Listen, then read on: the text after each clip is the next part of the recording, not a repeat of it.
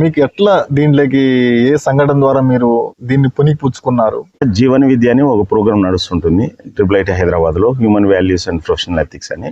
ఆ ప్రోగ్రామ్ నేను చాలాసార్లు అటెండ్ అయినాను. స్టార్టింగ్లో 2012 ఆ సంవత్సరంలో అటెండ్ అయినాను. ఒక వ్యక్తి సంతోషంగా ఉండాలంటే తను, తన శరీరము,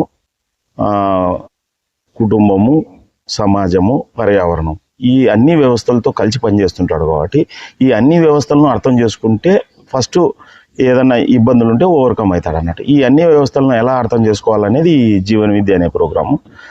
ఆ ప్రోగ్రామ్ నేను చాలాసార్లు అటెండ్ అయినాను. నన్ను చాలా ప్రభావితం చేసింది అన్నట్టు.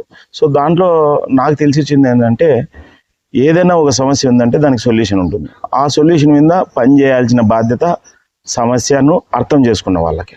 ఫర్ ఎగ్జాంపుల్, ఇప్పుడు సోషల్ మీడియాలో క్రైమ్స్ జరుగుతున్నాయి, ఎవరు దీని గురించి మాట్లాడట్లేదు అంటే వాళ్ళకి క్రైమ్ అర్థం కానట్లే లెక్క అన్నట్టు. అర్థమైన వ్యక్తి దాని మీద పనిచేస్తాడు. లేదా అర్థమై కూడా పని చేయట్లేదంటే వాళ్ళు సమాజానికి నిరుపయోగమైన వ్యక్తులే నన్ను అడిగితే. ఎందుకంటే ఒక సమస్య ఉంది, ఆ సమస్యకు మీ దగ్గర సొల్యూషన్ ఉంది, స్టిల్ మీరు పని చేయట్లేదంటే సమాజానికి మీరు ఏ రకంగా కూడా ఉపయోగం లేరు అనే ఒక ఐడియా నాలో ఆ ప్రోగ్రాం ద్వారా పడింది అన్నట్టు. అంటే ఏదైనా కానీ